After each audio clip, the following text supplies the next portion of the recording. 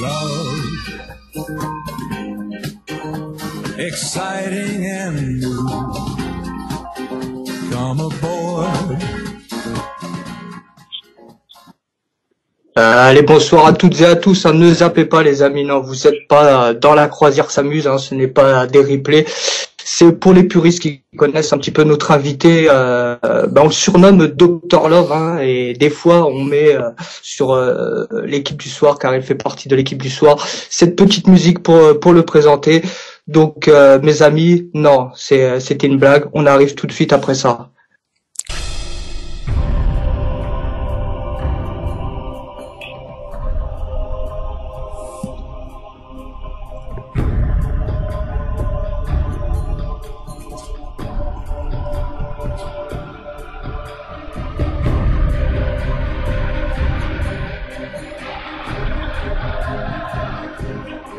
Place à Liberté pour les auditeurs.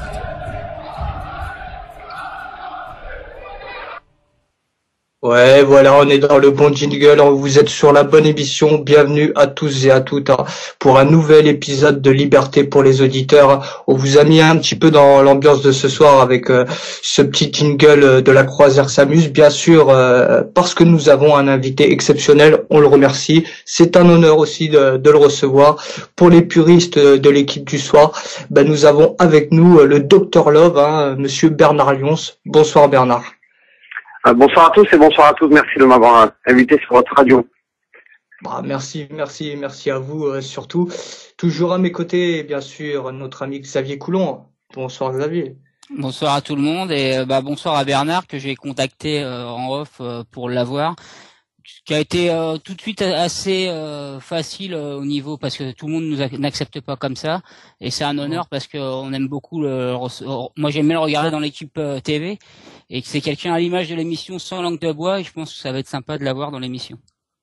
C'est clair, l'équipe TV, bientôt on parlera aussi de l'équipe 21 qui a fait son entrée aussi sur la TNT. Petit à petit, il s'implante un peu dans toutes les régions. L'équipe a bien sûr souvent décrié, souvent critiqué, mais jamais égalé. On en parlera. Bien sûr aussi Chris, notre niçois. Bonsoir Chris.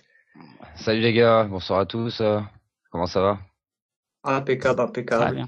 Un grand merci à Bernard de venir à cette émission ce soir, c'est sympa de sa part, donc un grand merci à toi d'être là ce soir. Plaisir partagé, je pense qu'on va un peu parler de l'OGC Nice alors. Si on peut glisser quelques mots, il n'y a pas de problème, avec plaisir bien sûr. On glissera quelques mots, bien sûr. Nous avons notre Lensois qui s'occupe aussi de la technique podcast et tout le tralala, c'est notre ami Christopher. Et oui, je serai là, présent, bien sûr. Mais on parlera pas de Ligue 2. Et on parlera pas de Lens. Ouais, non, mais voilà, tu vois, Bernard, on peut même pas parler de Lens ce soir. Bon, enfin, merci Bernard d'être là ce soir, c'est un super honneur. Et puis voilà, on va parler un peu de tout ça. On sent qu'on va débattre avec toi, ça va être sympa. On risque de parler aussi un petit peu ch'ti, vu la petite polémique, enfin la mini polémique qui tourne autour de ce match PSG Lille. On en balancera aussi quelques mots. Pour ceux, bien sûr, Bernard, on va se tutoyer, ce sera plus simple et plus convivial, si ça te dérange pas. Non, pas de souci. Merci Bernard. Donc pour ceux qui ne te connaissent pas, je voudrais que tu nous fasses un petit peu ton parcours professionnel depuis ton arrivée à l'équipe du soir.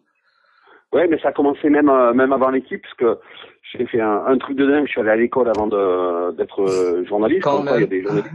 Ouais, comme quoi il y a des journalistes qui savent lire et écrire. Il faut pas se fier aux apparences. Puis après, j'ai fait un truc qui va vous paraître surnaturel, mais j'ai fait l'armée.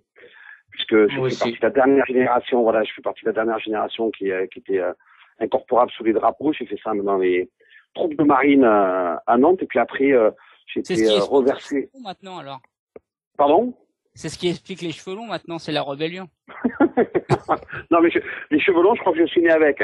Je les avais bien avant d'aller à l'armée, mais j'avais pas fait la bêtise d'arriver avec les cheveux longs pour pas faire plaisir aux gradés qui étaient au commandement aux marsouins, puisque ça s'appelait les marsouins à Nantes. Je m'étais coupé moi-même la veille de m'y rendre, et au sortir après j'étais reversé au SERPA, c'est service de presse des armées, Et à la sortie de mon service militaire, une fois que j'étais dégagé de mes obligations militaires, j'ai cherché du boulot. Et avant de rentrer à l'équipe, j'ai travaillé au bio-hebdomadaire But, que je suppose que vous connaissez tous. Ouais. Et j'ai bossé à peu près 2 ans là-bas. Et puis comme c'était dans les années 94-95, c'est que l'équipe de France, la France, avait obtenu l'organisation de la Coupe du Monde en 98, je me suis dit soit je suis cet événement extraordinaire en première loge, c'est-à-dire dans un grand journal, et le grand journal sportif en France, comme tout le monde le sait, c'est l'équipe, soit je rentre chez moi et puis je fais des pizzas ou je fais autre chose. Et j'ai eu le grand bonheur d'être pris comme pigiste au mois de février 97.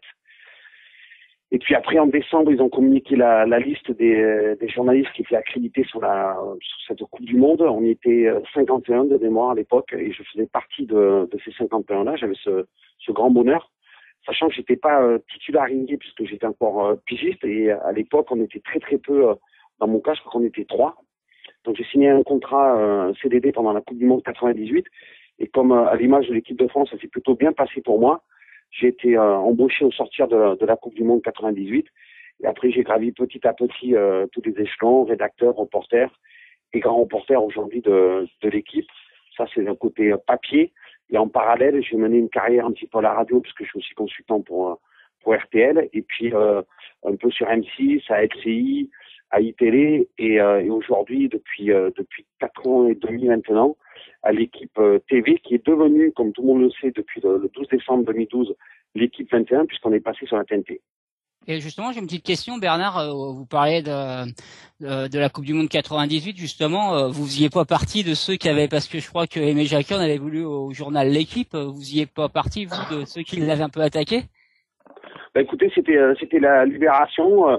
Il fallait des tondus et donc on a tondu l'équipe. Et moi, j'ai un souvenir très très précis de cette période. Non, mais c'était exactement ça. Jusqu'au quart de finale contre l'Italie, la Coupe du Monde en France n'intéressait absolument personne. D'ailleurs, Didier Deschamps, à l'époque, le capitaine, avait dénoncé l'attitude des cols blancs dans le Stade de France, avec des ambiances glaciales et des rues parisiennes qui étaient vides avant et après les matchs de l'équipe de France. Ça s'est un petit peu réveillé à partir des quarts de finale et vraiment enflammé en demi-finale. Et en finale, on a fait comme à la Libération, on s'est aperçu qu'il y avait 70 millions, non pas de sélectionneurs, mais de supporters de l'équipe de France. Et c'est vrai que ça a été un événement considérable, vraiment d'une portée historique, parce que je crois que depuis la libération de la France en 45, il n'y a jamais eu autant de monde dans les rues pour communier et fêter une victoire. Alors en 45, c'était plus important parce que c'était une libération. C'était la libération de tout un pays. Et en 98, ça a été la victoire de tout un peuple. Vous savez, on va pas refaire l'histoire de la France blanche Blackburn, mais enfin tout ça, ça avait été monté. Ouais, tout ça, ça avait été monté de toutes pièces. Et moi, je me souviens à l'époque des unes de l'équipe, mais je me souviens aussi des unes des autres quotidiens. On a eu le seul mérite que je nous reconnais, en dehors de celui de s'être trompé, mais ça on l'a reconnu, c'est de ne pas avoir, après les quarts, voire même la demi-finale, tourné notre veste. L'équipe est restée sur son cap. Alors maintenant, on peut parler d'Aimé Jacquet, qui est un homme extraordinaire, extrêmement sympathique et un très bon entraîneur. Maintenant, est-ce que ce sont les joueurs qui font les entraîneurs et les sélectionneurs ou l'inverse? Ça, c'est un grand débat de fond, c'est comme la poule et l'œuf. Mais pour avoir suivi de très très près en 98, puisque j'étais ce qu'on appelait à l'époque îlotier au Stade de France, c'est-à-dire que j'étais basé à demeure au Stade de France, je faisais aussi tous les matchs au Parc des Princes et j'allais tous les jours à Clairefontaine quand il n'y avait pas les matchs de l'équipe de France. Je peux vous dire que il y a eu une espèce de république de joueurs qui a pris les choses en main avant la Coupe du Monde, impulsé notamment par Laurent Blanc et Didier Deschamps, qui a permis à la France d'être champion du monde. Et après, on a tout oublié. Vous savez, c'est toujours la même chose. On a tout oublié. Et puis, il fallait un salaud dans l'histoire. Et le salaud dans l'histoire, ça a été l'équipe. Et j'ai trouvé ça un petit peu facile. Parce que la réalité des choses, ça s'est pas passé exactement de cette façon-là. D'accord. Ouais. Ok. Et donc, 4 Coupes du Monde, 4 Euros, c'est quoi le meilleur souvenir de ces 8 compétitions majeures? J'en ai fait un peu plus, je crois que j'en ai fait une douzaine parce qu'il faut rajouter un tournoi de France, Coupe des Confédérations, Copa América. Copa América, etc., etc. Mais la compétition où j'ai pris le plus mon pied parce que c'était l'équipe la plus aboutie, la plus extraordinaire que j'ai jamais vu jouer, c'est l'Euro 2000 incontestablement, avec une équipe de France. C'était pas l'équipe de France, c'était les Harlem Globetrotters. Je me souviens notamment d'un match à Zagreb où on regardait l'échauffement des Bleus, de joueurs qui étaient des sous-autos, des coiffeurs comme on les appelait. Je pense notamment à Vincent Candela, qui a été un formidable joueur de couloir avec la Roma, mais aussi en équipe de France. Il était d'une technicité, c'était un niveau, enfin, sur les titulaires et remplaçants, extraordinaire. Ils ont fait des matchs au couteau, puisqu'ils ont pratiquement tous gagné 2-1. Jusqu'à la finale, c'était une perfection en termes de football. Alors, émotionnellement, c'est bien sûr la finale de la Coupe du Monde, voir son pays organiser une Coupe du Monde et la gagner 3-0 contre le Brésil, c'est quelque chose que tu peux même pas rêver dans les plus beaux de tes rêves. Et moi, j'ai eu ce bonheur extraordinaire de le vivre. C'était une émotion formidable. Ça m'est resté, je crois, marqué à vie, les moments que j'ai vécu. Mais c'est vrai qu'après, en termes de réalisation et d'accomplissement individuel et collectif, c'est vraiment cette équipe de France à l'Euro 2000 qui avait été vraiment extraordinaire. Et je me souviens, lors de la prise de pouvoir de Raymond Domenech, ils avaient joué un match de préparatoire avant le début des éliminatoires. C'était à la Coupe du Monde 2006, c'était à Rennes. Et on était tous avec Pierre Ménez, Vincent Duluc et quelques autres survivants de 98. Et on regardait l'échauffement de la France. Alors, je vais pas vous rappeler les noms, mais il y avait des gars, il y avait des Bernard Mendy, des Sylvain Armand, etc., Et le soir, on était tous déprimés autour de notre crêpe et on se disait, on a vraiment tout fait de fond. Et on s'est souvenu de cet échauffement à Zagreb, presque 7 ans plus tôt, où là, on avait touché le sommet. Et à Rennes, la veille de ce premier match de l'ère Domenech, on avait vraiment touché le fond. Donc, je voulais te demander ton pire souvenir, c'est pas loin là. Pardon? Je voulais te demander ton pire souvenir dans les compétitions. On en est pas loin, l'ère Domenech. Non, oui, enfin le pire souvenir, c'est la finale de 2006 à Berlin, parce que c'était le point d'ordre, le point final d'une génération extraordinaire emmenée par Zinedine Zidane. Et c'est vrai que ce match, on n'aurait jamais dû le perdre. On était nettement supérieur à l'Italie. Et à l'arrivée, c'est l'Italie qui a accroché une 4e étoile sur son maillot. Et nous, on est resté qu'avec une étoile. Et on est parti avec un gros coup de boule dans la tête, plutôt sur le thorax. Et c'est vrai que voir un grand joueur comme Zidane finir sur un comportement de voyou, c'est quelque chose qui nous a tous profondément marqués. Si tu aimes le football, tu peux pas concevoir qu'un aussi grand joueur puisse se rendre coupable de gestes aussi bas et aussi violents. Et puis ça a un petit peu masqué tout ce qui s'est passé au cours de cette finale, parce que ça a été une finale absolument extraordinaire. On a vu des choses absolument impensables. Personne ne s'en souvient, mais dès les premières minutes, il y a Cannavaro qui sèche complètement Thierry Henry, qui est jamais revenu tout à fait lui-même dans ce match. Il y a eu aussi Cannavaro qui blesse Zidane, et les médecins qui viennent sur la pelouse qui font signe que c'est terminé, que Zidane s'est déboîté l'épaule, et miraculeusement Zinedine Zidane se relève et va mettre un coup de boule, pas à Materazzi, mais sur un centre de Sagnol, où il a failli marquer un but extraordinaire, et il y a eu une parade non moins extraordinaire de Buffon. J'avais jamais vu ça, mais j'ai vu un genre de personne de Patrick Vieira ne plus pouvoir marcher sur le terrain parce qu'il était musculairement tétanisé. Et ça, on m'a jamais expliqué. Une erreur de coaching hallucinante de Raymond Domenech, alors qu'on était très haut dans le camp italien, quand on était parti pour la gagner, cette finale. Il a sorti Vieira parce qu'il pouvait plus jouer, et au lieu de faire rentrer Vicage Dorasso pour apporter cette petite touche technique, ce jeu vers l'avant, il a fait rentrer Alutira, et le bloc a reculé, ça a été le début de la fin. J'ai vu aussi ces images dramatiques de footballeurs français sur les ordres de Raymond Domenech quitter la pelouse du stade de Berlin avant même d'avoir la correction et le fair play de voir Fabio Cannavaro relever la Coupe du Monde. Sur la pelouse, il était resté que, de mémoire, il y avait Boumsong, il y avait Thierry Henry, il devait y avoir aussi Vicage Dorasso, un 4e joueur dont je ne me souviens plus. C'était des gestes qui vont à l'encontre de toute éthique sportive, de tout comportement de fair play. Moi, j'avais été profondément choqué du comportement de l'équipe de France. J'en ai même eu honte. Je me souviens que l'année précédente, j'étais à la finale de la Ligue des Champions entre Liverpool et Milan, et Paolo Maldini avait ordonné aux joueurs, et c'était pas des moines, hein, c'était des joueurs comme Cafu, Shevchenko, Rui Costa, de ne pas quitter la pelouse du stade Atatürk d'Istanbul tant que Steven Gerrard n'avait pas soulevé la Ligue des Champions. Et souvenez-vous, hein, le Milan menait 3-0 à la mi-temps, ils se sont fait égaliser à 3-3, ils ont perdu au tir au but. Et Paolo Maldini, dans une classe qui le caractérisait, a exigé qu'au nom du Milan, par respect pour l'adversaire, les joueurs attendent que Steven Gerrard soulève la coupe avant de quitter la pelouse. C'était un geste de fair play extraordinaire que les Français n'ont pas eu en 2006. Alors je peux comprendre la déception des uns et des autres, mais le football et les valeurs sportives doivent être au-dessus de tout. Et ce soir-là, non pas seulement à travers le geste de Zidane, mais les Français avaient été vraiment en dessous de tout. C'est clair. Alors, pour moi, hein. Ouais, non, mais tout est dit. Xavier, t'avais j'ai une petite question. Déjà, j'avais quand même deux petites questions avant de donner la question à laquelle j'avais pensé tout à l'heure. Ça fait les 3 questions alors. Non, mais c'est court. Déjà, est-ce que Bernard, vous en avez voulu à Zinedine Zidane, même si sur l'ensemble de ce qu'il a fait, peut-être que c'est exemplaire, mais sur la finale, est-ce que vous en avez voulu ou vous l'avez pardonné comme beaucoup?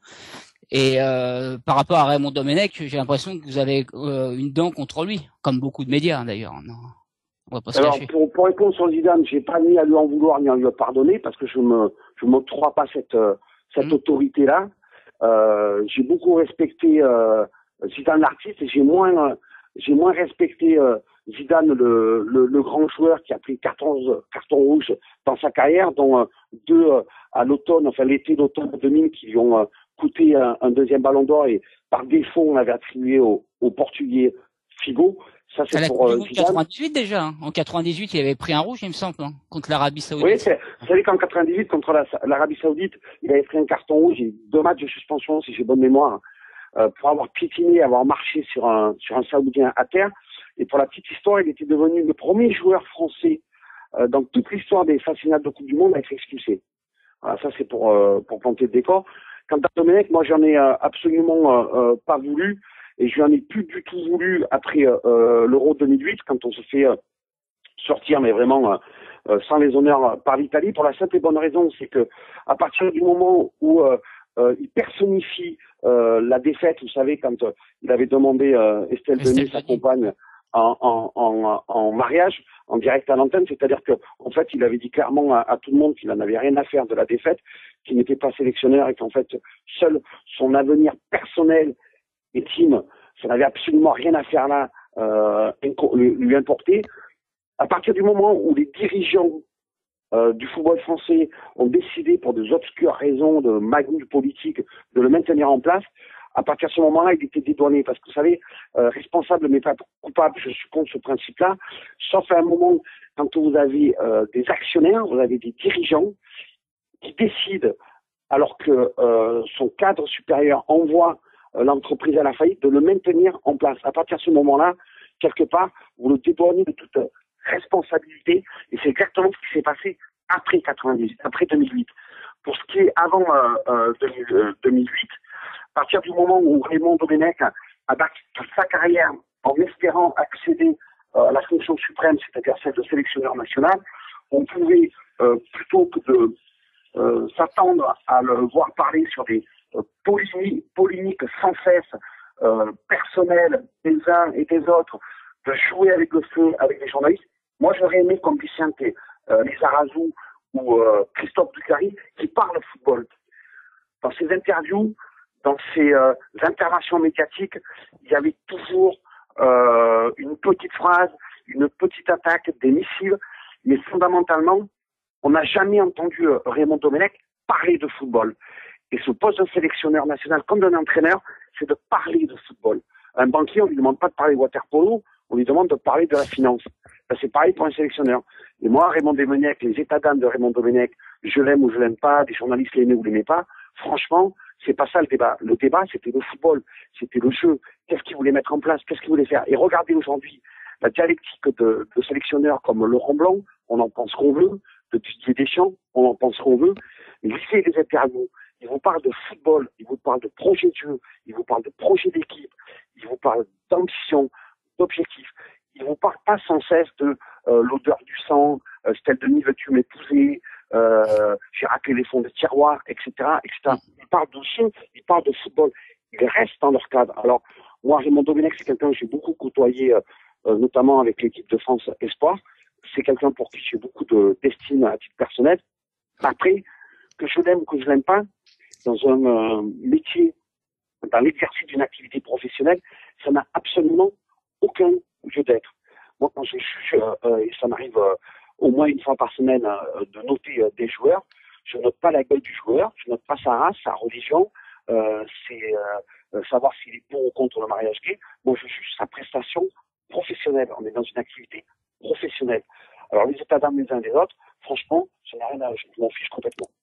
Et la dernière question pour l'équipe de France, après Stan, je pense qu'on va passer à autre chose, c'était juste savoir, parce que beaucoup sont nostalgiques, et est-ce que vous pensez, parce que ça a l'air de repartir un peu mieux avec Didier Deschamps qu'avec Laurent Blanc, est-ce que vous pensez qu'ils ont le potentiel pour gagner la Coupe du Monde, ou au niveau du talent, vous parlez tout à l'heure en 98, au niveau du talent, même c'était Harlem Globetrotters, vous pensez pas qu'ils sont en dessous de beaucoup de sélections pour pouvoir être compétitifs à la Coupe du Monde 2014?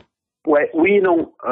Oui, parce que si tu fais un constat très simple, pardon, tu regardes aujourd'hui le nombre de joueurs français qui sont des stars et des leaders dans les clubs top 10 européens. Quand je parle du top 10 européen, c'est des clubs comme Chelsea, l'Inter, le Milan, le Barça, le Real, le Bayern, etc. Tu n'en as absolument aucun.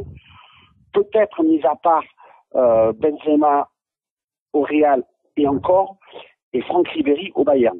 Donc tu en as pratiquement aucun.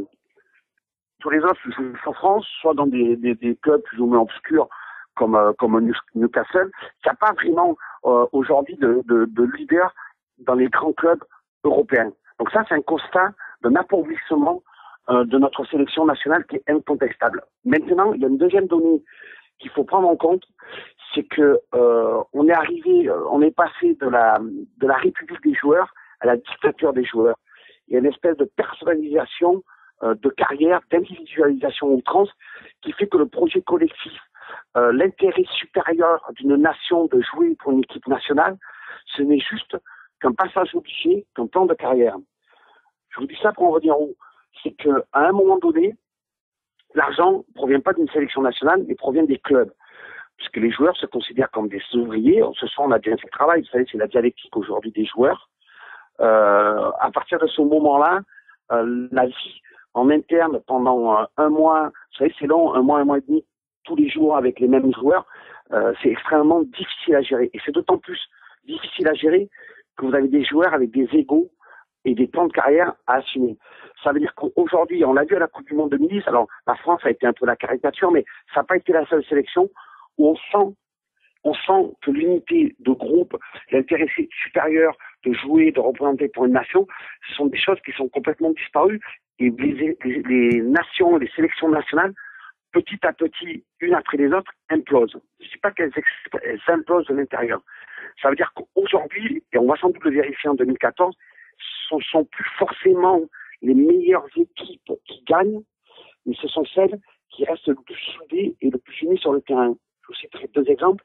L'Espagne mis à part, parce que l'Espagne c'est vraiment un cas particulier, mais les Danois qui n'étaient pas du tout favoris, qui étaient arrivés un petit peu à la fleur au fusil et dû à l'exclusion de la Yougoslavie en 92, ils ont gagné, pas parce que c'était la meilleure équipe, mais c'était l'équipe la plus soudée.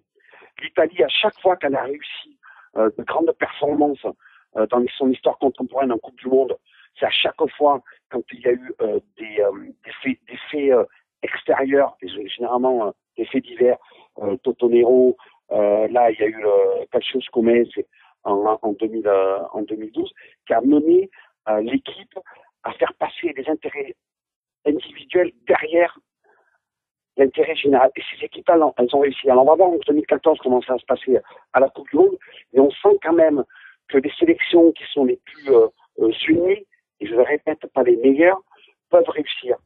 Aujourd'hui, on voit quand même, et ça, on l'a vu notamment lors du match aller en Espagne, qu'il y avait une espèce d'esprit de corps qui est en train de renaître un petit peu, et je l'espère durablement, en équipe de France. Donc l'équipe de France sera bien sûr pas la mieux armée en 2014 si elle se qualifie, ce qui n'est pas encore fait, parce qu'il faudra les gagner en Géorgie. Je vous rappelle quand même que l'Espagne, l'armada espagnole, a difficilement gagné en Géorgie cet automne 1-0. Et c'est un match qui va arriver juste avant celui de l'Espagne. Il ne faudra pas être focalisé que sur l'Espagne, parce que si tu rates ton match en Géorgie, battre l'Espagne, ça ne te servira à rien. On verra donc si la France est à la Coupe du Monde 2014 et qu'elle a retrouvé un esprit de corps et l'envie de jouer les uns pour les autres, peut-être qu'effectivement, on aura une chance. Mais aujourd'hui, l'Espagne est nettement au-dessus, les Pays-Bas sont au-dessus, l'Allemagne est au-dessus, l'Italie est encore un petit peu au-dessus, sans oublier bien sûr les équipes sud-américaines que sont le Brésil, l'Argentine et pourquoi pas l'Uruguay. Chris, t'avais une petite question. Ouais, ça va juste un petit retour en fait. Tout à l'heure, tu parlais de Domenech en 2008 et la FFF. Comme dit, t'en parles à demi-mot, mais pour toi, quelles ont été les motivations de la FFF pour reconduire de Domenech, tu penses? C'était quelqu'un qui faisait pas d'ombre, qui s'est prêt à tout pour rester. Son inimitié avec Gérard Houllier, qui est à l'époque de DPN, était quand même de notoriété publique. Et comme par hasard, celui qui a fait pencher la balance en faveur du maintien de Raymond Domenech, c'est Gérard Houllier. Alors ça, c'est quand même une position qui était extrêmement surprenante.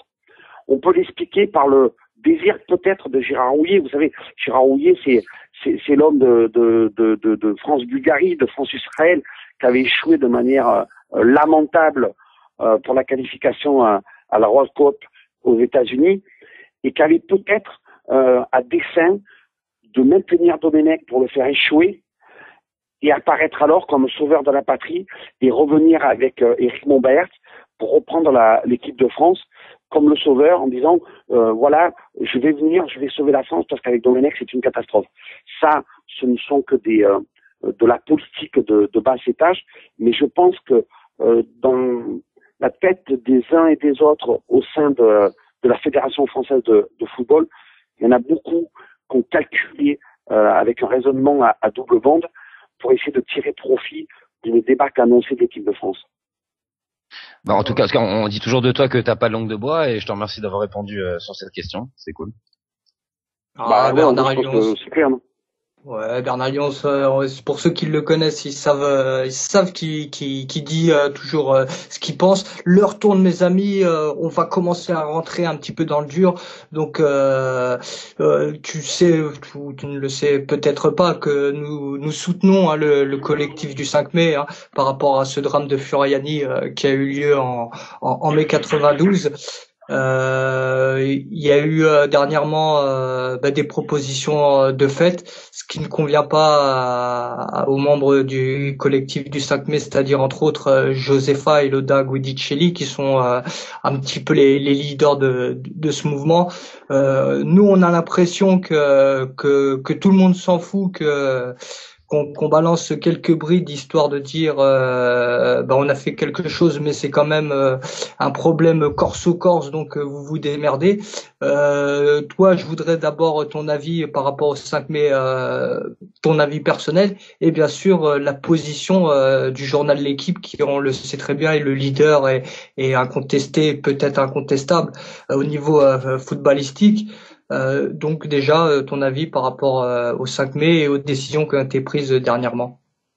Alors déjà, la première chose, je parle à mon nom personnel. J'ai pas la prétention de parler au nom de ce grand journal qu'est L'Équipe. Donc ce que je dis, les propos que je vais tenir n'engagent que moi, que ça soit très clair. Ok. La première chose, c'est que je trouve que c'est une avancée d'avoir décidé enfin qu'il n'y aurait plus de match le 5 mai. Ça, c'est déjà un point positif parce que c'est un premier pas en avant. Maintenant, ce que je ne comprends pas, c'est pourquoi il n'y aurait, enfin, je comprends très bien, je vais vous l'expliquer, mais d'un point de vue moral, et Dieu sait s'il n'y a plus de morale dans le football, mais je comprends pas pourquoi il n'y aura plus de match à l'avenir le 5 mai seulement sur le territoire corse. Ça veut dire, comme tu viens de le rappeler, que la tragédie de Furiani, elle ne concerne que les Corses. Alors, jusqu'à preuve du contraire, elle ne concerne pas les Corses, mais elle concerne la France entière. Il n'y a pas eu que des victimes aux Corses, il y a eu aussi des victimes de gens qui venaient du continent, et toutes les victimes étaient françaises. À partir de ce moment-là, il n'y a pas d'exception corse. Si tu décides, et moi je suis absolument favorable pour ça, qu'il n'y ait plus de matchs par respect pour la mémoire des victimes du drame de Furiani, qu'il n'y ait plus de matchs le 5 mai. Alors réduire ça la seule île corse, je trouve ça absolument surréaliste. Maintenant, ça peut s'expliquer par des raisons toutes simples. À partir du moment où l'UEFA a pris toutes les meilleures dates, vous savez qu'avant la Ligue des Champions, à partir du 8e de finale, ça se jouait sur une semaine l'aller, une semaine le retour. L'UEFA, pour vendre au maximum les droits télé de cette Coupe Afrique extraordinaire qu'est la Ligue des Champions, a décidé d'étaler les 8e de finale sur plusieurs semaines. Ce qui a réduit d'autant les calendriers nationaux sur des bonnes dates en milieu de semaine. À partir de ce moment-là, on se retrouve dans une situation ubuesque, c'est-à-dire de faire 8 journées, enfin 8 matchs, 8 dates de matchs au mois de janvier-février, c'est-à-dire au moment où il fait le plus froid, où les gens ont moins envie d'aller dans les stades, et où les pelouses sont le plus pourries, avec le risque inhérent pour les joueurs de se blesser. Et le mois de mai, c'est une période où tout se joue, puisqu'il y a les finales de Coupe nationale, il y a les finales de Coupe d'Europe, et il y a la fin du championnat. Donc la Fédération française de football est très embêtée, parce que si elle s'enlève une date avec le 5 mai, ça fait perdre de l'argent. Alors moi, je veux bien qu'il y ait des raisonnements mercantiles, basiques, que je peux comprendre. Maintenant, il y a quand même le respect qu'on doit aux morts, à nos morts, et je le répète, ce ne sont pas des morts corses, ce sont des morts français. Et ça, je trouve ça hallucinant qu'ils aient pris une décision, moi j'appelle ça la politique du milieu de la route. Vous savez, on ne va pas aller à gauche, on ne va pas aller à droite, on va rester au milieu. Donc soit tu décides que le 5 mai, il n'y a plus de match, ou soit tu décides rien. Mais tu ne dis pas aux Corses, démerdez-vous avec votre 5 mai. Finalement, c'est un drame qui ne concerne que vous. Et là-dessus, je suis absolument révolté par ça, parce que c'est pas du tout un problème corse. Ça n'a pas été un drame corse, je le répéterai jamais assez. C'est un problème qui a concerné et qui a meurtri tous les Français. Et nous, Loda, ce qu'elle nous avait dit quand elle était venue, c'est ce qu'elle disait. Elle voulait pas spécialement que ça soit que le drame de Furiani. Elle, ce qu'ils avaient proposé avec le collectif du 5 mai, c'était de faire une journée une journée la date du 5 mai, un peu hommage avec tous les drames qui avaient touché un peu tous les clubs français. Voilà, pas spécialement que Furiani.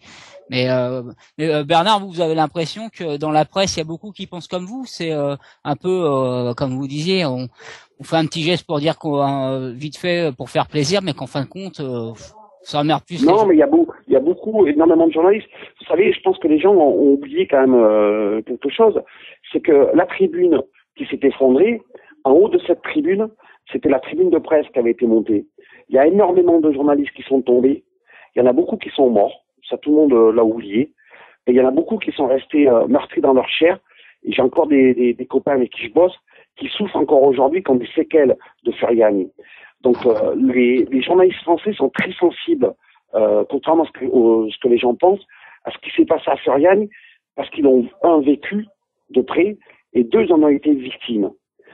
À partir de ce moment-là, il y a eu aussi, il faut le rappeler, notamment avec du SUSF, l'Union des journalistes sportifs français, avec la section de région PACA, qui ont fait un formidable travail bénévole, il faut aussi le souligner, où ils ont fait un ouvrage en mémoire des victimes de Furiani. Ils ont vendu ce livre, qui s'est d'ailleurs bien vendu, pour financer l'équipement d'hôpitaux, pas seulement en Corse, mais aussi à Marseille. Donc vraiment, les journalistes français, je vous le dis, ont été à la fois acteurs, spectateurs et victimes du drame de Furiani. Donc c'est vraiment quelque chose qui concerne tout le monde dans la presse française. Ouais, c'est vrai, mais c'est vrai que quand on a reçu Loda, bon, c'est pas la première fois qu'on recevait Loda, mais depuis qu'on reçoit Loda et tout, elle nous dit aussi que qu'au niveau des journalistes, il y a pas assez de soutien. Est-ce que c'est comment on peut expliquer ça alors que tu viens de dire que c'était quand même une tribune qui avait touché quand même le monde journalistique, donc qui est peu de soutien comme ça. Est-ce que ça t'étonne ou pas? Ben, je sais pas, moi, écoutez, franchement, pour en avoir discuté avec pas mal de mes confrères, j'ai pas du tout ce ressenti-là. Donc, si la demoiselle a ce ressenti, je pense qu'elle a ses raisons et donc j'en suis un peu surpris, mais honnêtement, il n'y a pas du tout, enfin moi je sens pas du tout d'indifférence à propos du drame de Florian au sein de la presse française. Alors après, il y a un problème générationnel peut-être, parce que les gens qui sont tombés à Florian, c'est il y a 20 ans, donc il y a une nouvelle génération de journalistes qui est arrivée, qui a connu ce qui s'est passé à Florian dans les livres d'histoire, mais l'a pas vécu, l'a peut-être pas connu parce qu'ils n'étaient pas contemporains à cet événement-là. Et je vous garantis que la majeure partie des journalistes sont très sensibles au drame de Florian. Ouais, c'est vrai, moi j'avais 17 piges, donc c'est vrai que bon, ça marque plus que des gens qui ont 22 ans maintenant. Vas-y Xavier, Ouais, je voulais enchaîner avec un autre sujet. J'ai vu que vous avez fait le questionnaire de Proust il y a 1 ou 2 ans, et il y avait une question dedans qui est à l'image de l'émission. Ouais. J'ai vu que vous aviez un cigare pendant l'interview aussi. Vous m'aviez dit ça dans l'interview. Et donc il y avait une question qui nous a interpellés, enfin c'est le sujet de l'émission Liberté pour les auditeurs. Quel serait votre plus grand malheur de supporter? J'ai bien aimé parce que c'est un peu le ressenti que ce qu'on dénonce souvent nous, c'est arriver dans un stade encadré par des CRS armés jusqu'aux dents qu'il leur reste, me faire fouiller par les stadiers à l'entrée, me retrouver parqué dans un coin de stade entre 2 grillages pendant le match et me voir accompagné comme du bétail jusqu'à mon bus, dans lequel je ruminerai pendant des heures la nouvelle défaite de mon équipe, qui ne serait même pas venue me saluer pour remercier au coup de sifflet final. Et je trouve que c'était bien résumé il y a beaucoup de supporters qui ressentent ça, ouais. Et pourquoi vous avez répondu ça? Pourquoi vous avez répondu ça? C'est un ressenti que vous avez, vous, parfois? Bah, c'est parce que c'est exactement ce qui se passe, non?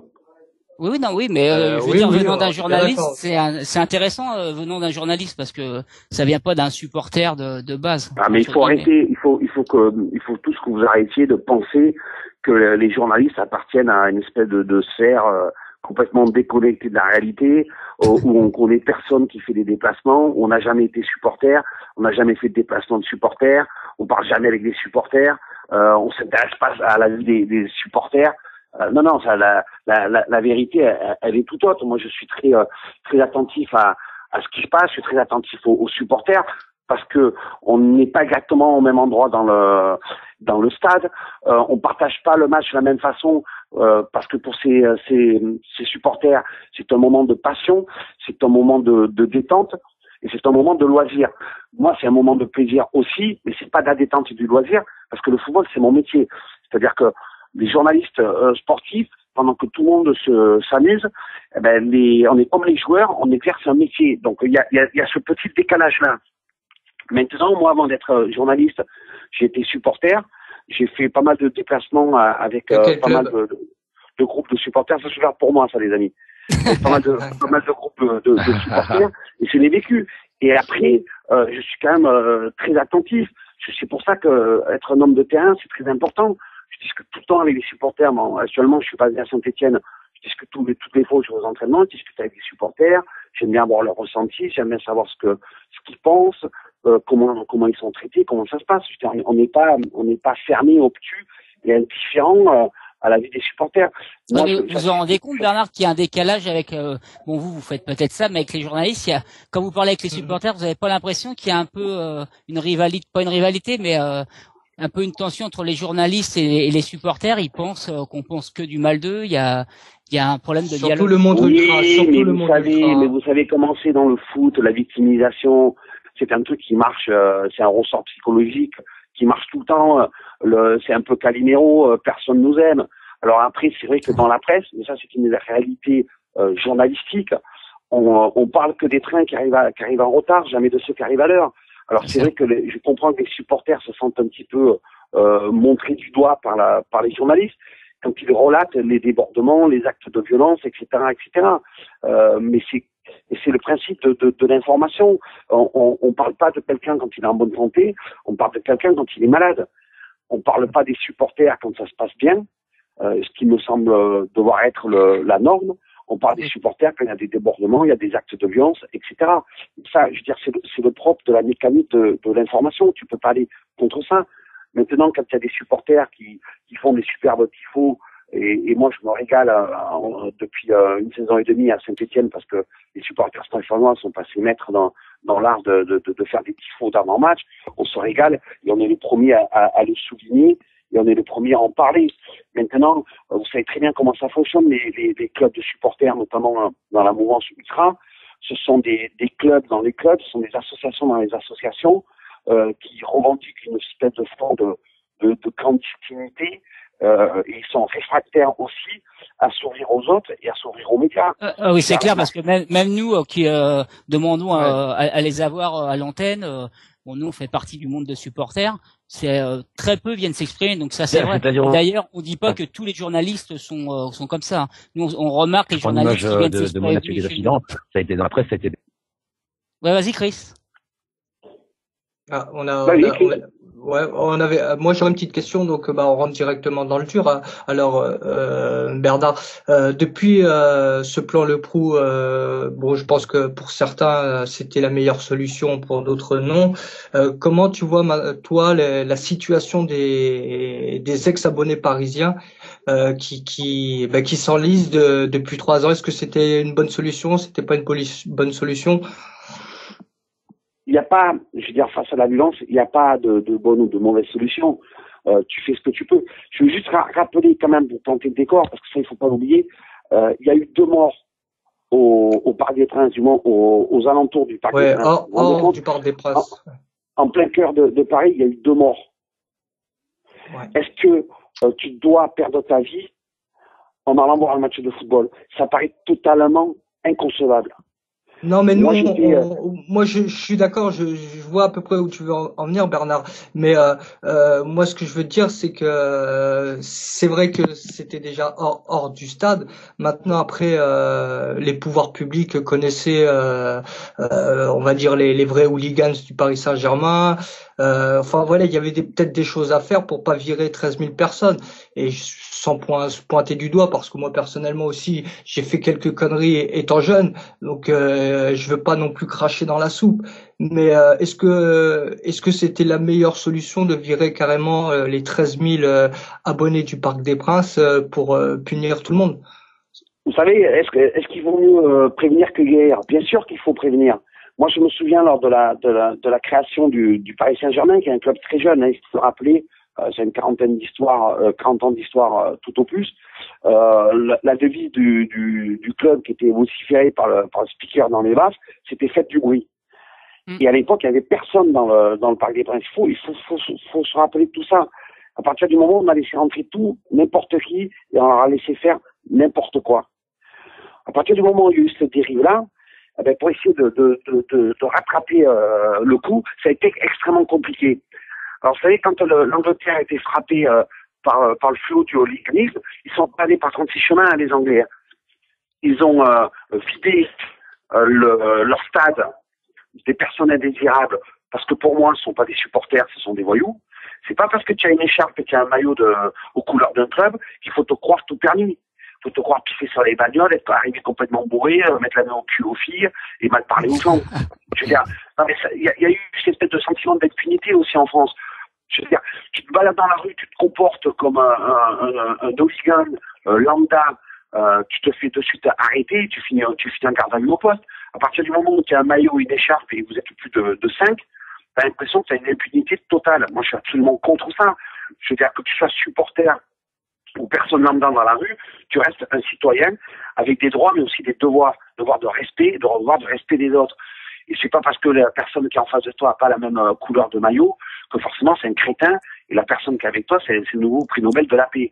Mais justement, Bernard, vous n'avez pas l'impression, justement, je suis un peu d'accord avec ce que vous dites. Bon, déjà, moi d'accord avec ça, il fallait faire quelque chose, et je pense que c'est la solution la plus facile qui a été prise, mais bon, ouais, malheureusement, ça a puni les bons supporters. C'est ça. Mais les Anglais, non, mais attends, les Anglais. Non, je parle à Paris, moi. C'est ça que je remarque. Non, mais les Anglais, ils se sont pas, mais c'est parce que tu vas voir où je veux en venir. Ouais. Les Anglais, ils sont pas emmerdés la vie, hein. Les Anglais, ils ont foutu en temps des dîners nerveux, et après, qu'est-ce qu'ils ont fait? Ils ont doublé, voire triplé le prix de leur place. C'est-à-dire qu'aujourd'hui, si tu vas aller voir un match à Chelsea, à Manchester United, voire même à Manchester City ou Arsenal, je veux dire, il faut payer extrêmement cher ta place. Et les autres n'en ont pas. C'est-à-dire qu'ils ont fait quoi? Ils ont résolu leur problème de hooliganisme en première ligue, je dis en première ligue, par l'argent. Ok? Nous, on n'a pas pu le faire en France, pour la simple et bonne raison, c'est que les stades, ils sont pas pleins, et on n'a pas une culture sportive qui nous permette d'être à guichet fermé à tous les matchs. Mais ce qui est en train de se passer au Paris Saint-Germain, c'est exactement ça. Ah oui, d'accord, oui. Les personnes qui étaient abonnées il y a une dizaine d'années, dans 5 ans, elles ne pourront plus s'abonner, parce que les abonnements sont trop chers. Alors moi, je suis tout à fait favorable à un sport populaire, un sport pour tous, l'accès à des matchs pour absolument tout le monde, parce que c'est pas en fonction de tes revenus qu'on juge si tu peux aller ou pas avoir un match de foot. Mais maintenant, il y a une réalité, et c'est exactement ce qui est en train de se passer dans un stade comme le Parc des Princes. Mais après, je suis désolé, tu vis dans une société, à partir du moment où il y en a un qui faute, eh ben, tout le monde est puni. C'est exactement le même principe qu'une classe. Souvent, quand il y en a un ou deux qui fait une bêtise, eh ben, toute la classe est punie. C'est totalement injuste, mais c'est une manière de faire. Alors, je sais pas si elle est bonne ou pas bonne, mais c'est une manière de faire pour maintenir l'ordre. Ce qu'il y a, c'est qu'on est passé un laxisme, un tout répressif maintenant. Voilà, c'est ça. On a laissé faire des choses qui ne devaient pas se faire, et pour devenir tout répressif maintenant. Et il aurait peut-être fallu un juste milieu pour pas en arriver là. Parce que vous parlez de Saint-Étienne, mais voilà, quand on voit le Parc des Princes maintenant et quand on voit la ferveur à Saint-Étienne, voilà, il y a plus photo maintenant, alors qu'il y avait photo il y a encore quelques temps. Voilà. Non, mais moi, ce que je regrette, c'est la vie, c'est toujours un phénomène de pendule. On va complètement d'un côté, et après on va complètement de l'autre côté, et après les choses s'équilibrent. C'est ce que j'appelle le phénomène de pendule. Maintenant, moi, ce que je regrette, mais je le déplore, c'est qu'il a fallu attendre qu'il y ait 2 morts aux alentours du Parc des Princes pour prendre des décisions radicales. Et là où je vous rejoins tout à fait, on aurait dû prévenir, on aurait dû anticiper. Alors, il y avait un monsieur sécurité, maintenant il y a des messieurs sécurité qui sont imposés à tous les clubs, dans tous les clubs professionnels. Moi, j'aurais aimé qu'on anticipe ce phénomène bien avant, parce que la dérive, elle ne date pas d'il y a quelques années. Ça fait très longtemps que ça durait. Et on avait un arsenal répressif, d'un point de vue, je parle pas de matraque, mais je parle d'un point de vue légal, avec des interdits administratifs, etc., des interdictions administratives de stade. On aurait dû user de ces moyens-là bien avant.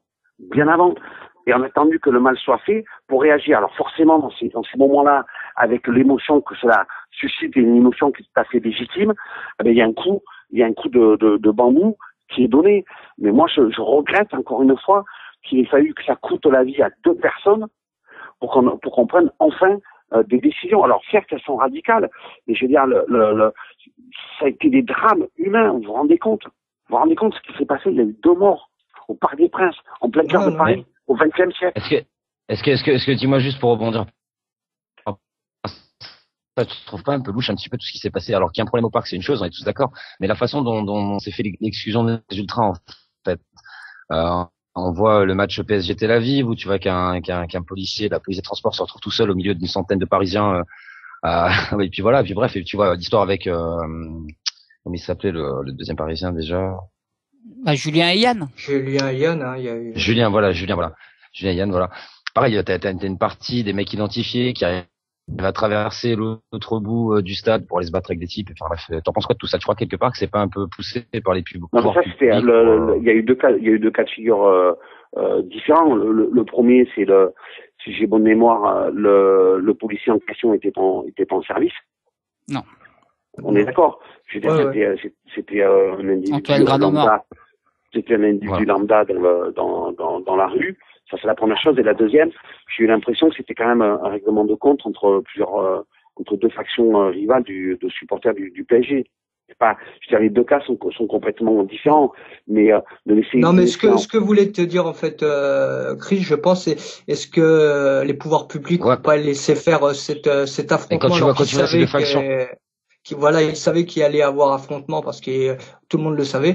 Je pense que ce qu'il disait Bernard tout à l'heure, l'effet de pendule, il y a eu, comme je disais moi aussi, du laxisme et à ce moment-là, ça laissait peut-être un peu faire. Ouais, il y a eu un peu de laxisme. Non, mais il y a une question philosophique à se poser au sujet de la violence. C'est est-ce que c'est la violence de la rue qui se déverse dans les stades ou c'est la violence des stades qui se déverse dans la rue? C'est deux choses complètement différentes. Je veux dire, à un moment, tu peux pas demander à un organisateur de spectacle qui est un club de football d'avoir la responsabilité du maintien de l'ordre dans son stade. Et c'est aujourd'hui exactement ce qui se passe.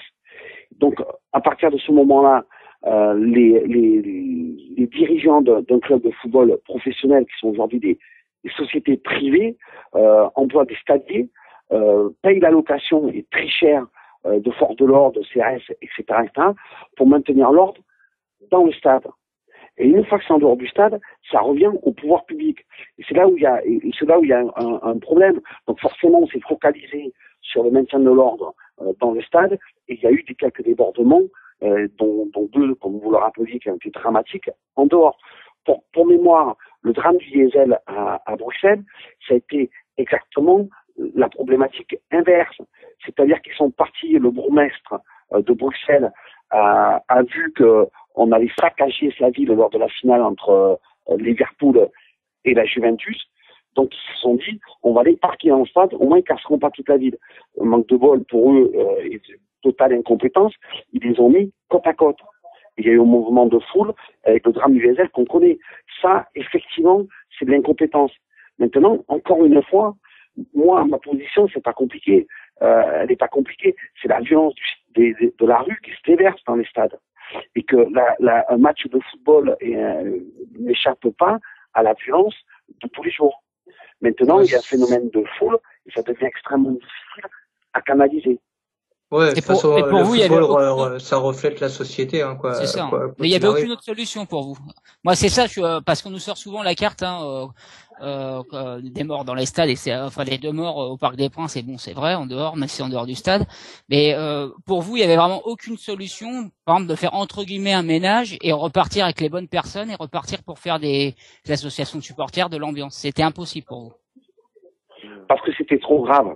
Vous savez, moi, j'ai couvert pour l'équipe le drame du policier Rachid, qui, je pense que vous n'en souvenez pas, mais il avait été assassiné, le mot est pas trop fort, en marche d'un derby sicilien entre Catane et Palerme, si je dis pas de bêtises, ouais, aux alentours du stade. Et là, l'Italie avait enfin pris des mesures, notamment en sécurisant les stades, mais eux, ils partaient de vraiment très très loin, parce que les stades du Mondial et 90 sont toujours pas terminés aujourd'hui. Alors vous avez qu'à voir. Il y avait le stade Giuseppe Meazza de San Siro a perdu l'organisation de la finale avec des champions au bénéfice de Loujniki à Moscou il y a quelques années. Et je parle pas ça il y a très longtemps, il y a 3-4 ans, parce qu'ils répondaient pas aux normes élémentaires de sécurité imposées par l'UEFA. C'était quand même apparaître complètement surréaliste, mais c'était la vérité. En France, on n'en est pas là, on n'a pas des stades vétustes. Maintenant, encore une fois, c'était trop grave ce qui s'est passé, et il fallait prendre des décisions radicales. Elles ont été prises. Alors, je suis pas assez spécialisé en matière de sécurité dans les stades pour vous dire est-ce qu'il aurait fallu faire quelque chose, une solution transitoire. À un moment, ils ont essayé la concertation, ils ont essayé la répression, et à la fin, ils ont coupé dans le vif. Et c'est exactement ce qui s'est passé. Alors, petit à petit, les choses vont revenir dans l'ordre. Maintenant, je redis ce que j'ai dit tout à l'heure, j'ai peur pour les supporters du Parisien, et je parle des supporters, je parle pas des voyous, qu'il y ait une sélection de plus en plus par l'argent. C'est ce qui se fait un petit peu déjà, hein. C'est ce qui fait un peu déjà. Ce qui est en train de ce qui est en train de se faire, et qui vont copier le modèle anglais, et finalement, on aura et ça va pas réjouir Didier Deschamps, mais on n'aura qu'un public de col blanc. Ouais, bah, le public du Stade de France entre guillemets aussi. Moi, je voudrais revenir aussi sur un fait. Est-ce que c'est pas aussi le début de la fin pour le mouvement ultra à l'approche de l'Euro 2016? On voit que ça a marché à Paris. On voit que la LFP s'amuse avec le club de Bastia à les faire jouer à Guignon Il y pour a Nice qui morfle éviter. aussi un petit peu. Il y a Nice qui prend aussi des coups de bambou. Est-ce que c'est Saint-Étienne l'an pas dernier. Ouais. Saint-Étienne aussi, Non, bien mais sûr. moi, je suis favorable. Le mouvement ultra, c'est quelque chose, c'est un mouvement qui est assez latin et qui n'existe pas vraiment dans les pays anglo-saxons, en Angleterre, en Espagne. Il y a des peines, il y a des associations de supporters. Il y a pas vraiment de mouvance ultra à ma connaissance. Il faut pas tout confondre. La mort du mouvement ultra, j'y crois pas. En revanche, sanctionner tout ce qui est débordement, actes de violence, saccage aux alentours autour des stades, saccage de stations-service, etc. Pour moi, ça relève du droit commun. Ça n'a rien à voir avec des supporters. Expliquez-moi, aller braquer une station d'essence sur une aire de repos quand tu es en déplacement avec des supporters, expliquez-moi ce que ça a à voir avec le football. Pas du football. Ces gens-là, c'est pas des supporters, je suis désolé. Pas parce que t'es supporter, C'est des braqueurs. Et tu peux tout te permettre. Donc ça relève du droit commun. On en revient à ce que je disais tout à l'heure. Je vois pas pourquoi, sous prétexte que tu enfilerais un maillot bleu, blanc, vert, rouge, ce que tu veux, et t'as une écharpe et que tu gueulerais à les machins, que tu faut te croire tout permis. C'est là que c'est dommage, c'est que c'est clair qu'il faut pas se croire tout permis, mais faut pas non plus prendre aussi les supporters pour juste des buveurs d'alcool et se mettre sur la gueule. Moi, j'aurais une question. Frédéric Thiriez s'auto-réélu, Noël Le Graët est réélu. Est-ce que on va dire ce football français est un petit peu cadenassé quand même? Oui, par l'organisation pyramidale qu'il implique. Vous savez, être président d'associations comme la Fédération française de football, ça te donne pratiquement le statut d'un chef d'État, avec une vie d'un chef d'État. Tu voyages en vol privé, en avion privé, tu vas dans les quatre coins de l'Europe, tu es à la tête d'une association qui comporte et revendique presque 2 millions de licenciés. C'est une énorme machine à gaz. Et c'est vrai que les arcanes du pouvoir sont extrêmement complexes et que pour arriver à s'extirper de là, à se faire élire, il faut être un fin politique. Moi, je regrette que les dernières élections à la Fédération française de football n'aient pas été plus démocratiques. On pensait je faisais partie des naïfs qui pensaient que Christophe Boucher et quelques autres allaient amener un débat contradictoire, et c'est le principe même de la démocratie d'avoir des principes contradictoires. Et vous savez, la contradiction, ça fait avancer, la critique quand elle est constructive, ça fait avancer le débat, ça fait avancer les idées. Et malheureusement, on n'a pas vraiment eu ça, et on a eu des élections à sens unique. Maintenant, si vous regardez ce qui se passe ailleurs, on parlait tout à l'heure de l'exemple de l'Italie. Franchement, ce sont toujours les mêmes personnes qui sont en place depuis 30-40 ans. C'est pas un phénomène qui est propre à la France. Je suis assez d'accord. Mais Chris, il avait une question, Chris. Ouais. On dit qu'on parlait en mettre un petit mot sur Nice. Tu en penses? On t'entend mal. Nice avec le Puel qui vient d'arriver, le grand. Alors, qu'est-ce que tu en penses de l'OGC Nice, Claude Puel qui vient d'arriver, le grand stade? Non, t'entends. Il y a une anomalie concernant l'OGC Nice, c'est que déjà Nice, de mémoire, c'est quoi? C'est la 5e ou 7e ville de France. C'est ça. En termes de population, c'est un club qui a une histoire. 5e, hein, c'est ça. Je sais plus si c'est 5e ou 7e. C'est un club qui a une histoire. C'est un club qui est implanté dans une région avec un fort potentiel démographique. Il y a un stade qui est en construction. L'anomalie, c'est de voir Nice dans la deuxième partie du classement. Je pense qu'aujourd'hui, le phénomène est en train de s'accélérer, tant dans le football que dans le rugby. D'ailleurs, vous regardez le top 14, aujourd'hui, ce sont peu ou prou les grandes villes qui arrivent. Il y a Lyon, Loup vient d'arriver. Il y a Bègle de Bordeaux qui est monté. Il y a 2 clubs à Paris. Toulon qui est une place forte. Toulouse. Il n'y a que des grandes villes aujourd'hui qui peuvent supporter un grand club professionnel. Et Nice, aujourd'hui, a cet incroyable avantage, c'est un double avantage, c'est d'avoir une histoire et un potentiel démographique.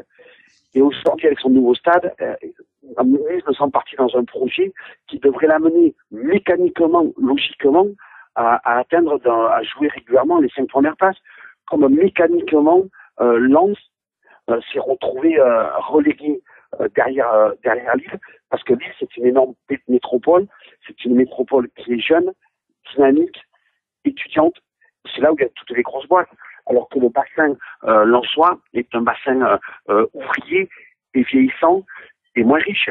Alors on me dirait c'est peut-être un peu machiavélique le constat que je vous fais, mais c'est une réalité. Aujourd'hui, vous regardez les clubs du top 10 européen, si vous regardez les leaders de tous les championnats européens, c'est systématiquement des clubs qui peuvent s'appuyer et s'adosser sur de grandes villes. Contrairement à la France, ouais.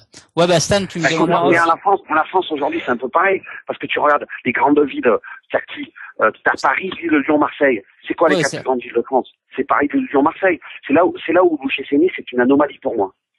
Mais il y a longtemps que Paris n'a pas été bien classé. Ça, il y a souvent eu Lyon, Marseille, mais c'est vrai que Paris, il y a longtemps qu'ils n'étaient pas dans le haut du classement. Ouais, c'était peut-être ça. Oui, mais là, moi, je vous parle de la dynamique qui s'est mise en place. Lille, il y a 10 ans, est encore à la ramasse de clubs comme Lens, et comme Lyon était à la ramasse par rapport à Saint-Étienne. Voilà, c'est la même chose. La tendance s'est inversée. Non, Stan, tu me demandes si j'avais une dernière question. Non, par contre, tout à l'heure, tu m'as coupé. Moi, je suis tout à fait d'accord quand on parlait de fauteurs de troubles, etc., qu'il fallait sanctionner. Mais par contre, c'est vrai que quand t'es un vrai supporter et que t'aimes l'ambiance, bah, c'est un peu le côté victimisation, comme vous disiez Bernard, c'est qu'on a l'impression d'avoir pris pour tout le monde et d'avoir mis fin à quelque chose qui nous a vibré. Donc ça fait un peu mal au cœur. Moi, je voulais juste avoir votre point de vue sur le Qatar, l'arrivée en France du Qatar, la Coupe du Monde qui va se passer au Qatar. Vous, ça, le Qatar Gate. Où ça pose des questions. Bah, écoutez, de toute façon, la première la puissance, les puissances économiques émergentes dans le monde, c'est en Asie, c'est en Inde. Je pense notamment à l'Inde bien sûr, mais à la Chine. Et après dans le football aujourd'hui, ce sont les pays du Golfe. On voit les grands clubs, Manchester City avec les Émiratis. On voit aujourd'hui le Malaga en Espagne, le Paris Saint-Germain en France. Voilà, il y a une logique économico-politique qui se met en place. Moi, je suis pas réfractaire à l'arrivée du Qatar. Le seul truc qu'il va falloir m'expliquer, c'est comment on va faire la Coupe du Monde 2022 sous 40 degrés à l'ombre. Si on fait une Coupe du Monde version handball en indoor, et on redevient comme le handball, le sport de préau, on va la jouer en hiver. Moi, je rejoins Michel Platini, le président de l'UEFA. C'est dans son souci d'universalité. Il avait 2 objectifs. Après, on en pense qu'on veut, mais il avait 2 objectifs, 2 ambitions. C'était d'ouvrir le football à tout le monde, et c'était l'amener par ricochet là où la Coupe du Monde n'avait jamais eu lieu. C'est-à-dire dans des pays du Golfe, ça sera le cas, et dans les pays de l'Est, ça sera le cas avec la Russie. Et il veut aussi donc ça doit être le 50e anniversaire ou le 50e si je dis pas de bêtises, 60e, je sais plus, ouais, j'ai pas le mémoire des dates. Il veut que l'euro soit un petit peu dans toutes les grandes villes d'Europe, mais dans des pays qui n'ont pas la surface démographique et financière pour accueillir un euro. Justement, par exemple, ça sur l'euro, vous pensez ça possible, vous, ça dans une ville différente, au niveau de l'organisation, ça serait énorme, quoi. Vous savez, non, parce qu'on est citoyen de l'Europe aujourd'hui. On est français, mais citoyen d'Europe, comme avant, tu étais méridional, provençal, basque, bourguignon et français. Aujourd'hui, on est dans l'ère du bloc village de Sète-sur-Mer, on est dans une mondialisation. Et faire un match en Slovénie et en disputer un autre en Slovaquie, à l'échelle de l'Europe, vous savez, c'est pas infaisable. Le seul truc qu'il va falloir faire, mais je pense que Platini y a pensé, c'est à faire des demi-finales et des finales dans une capitale mère et dans un pays et dans une capitale européenne donc dans une grande capitale européenne qui pourra accueillir ce genre d'événement. Et faire un match de poule dans un stade national en Slovénie, en Slovaquie, voilà, moi ça me paraît tout à fait possible. Hein. Vous savez, quand vous faites vous avez vu l'Euro 2008 entre l'Autriche, la Suisse. On a eu un autre Euro en 2000 entre la Belgique et les Pays-Bas, qui sont des petits pays, et le dernier en date en Ukraine et en Pologne. Vous savez, quand vous allez dans les villes comme Lodz, c'est pas, vous allez à Donetsk, c'est pas des grandes mégapoles, hein. Faut pas croire, hein. Oui, mais on va avoir un problème de supporters, faut pas se le cacher non plus. Ah oui, ça c'est plus compliqué, mais de toute façon, c'est pas un problème, vous êtes français, vous êtes pas concernés par l'euro. Alors, il faut arrêter avec ça. Je veux dire, il y avait combien de supporters à l'euro en Ukraine, au machin, il n'y a jamais personne. Vous savez très bien que les supporters français, le supporter français ne fait pas partie du peuple migrateur. Ça, c'est bon pour les Nordiques, les Suédois, les Allemands, les Anglais. Mais ouais, c'est vrai que c'est le coq de c'est pas volé, c'est vrai. Non, mais c'est vrai que ça, c'est un débat qu'on a déjà eu, c'est qu'il n'y a pas la ferveur que certaines nations derrière eux. C'est vrai que la France, à part quand ça gagne, bon, il y a un peu de monde qui arrive, et c'est vrai qu'il n'y a vraiment pas l'effet patriote au niveau de l'équipe nationale. On n'est pas une culture de football, c'est clair et net. Avant de libérer Bernard, parce qu'il nous avait dit 30 minutes, on a bien. Il était long, là, on dirait. Mais je me fais engueuler par ma femme en plus, les amis, hein. Vous voulez divorce ou quoi? Non. Dernière petite question parce que ça a fait débat et tout sur les joueurs du Paris Saint-Germain qui n'ont pas assisté aux obsèques de Nick Broad. Il y a eu quelques noms qui ont circulé. Peux-tu nous dire les 3 noms qui étaient?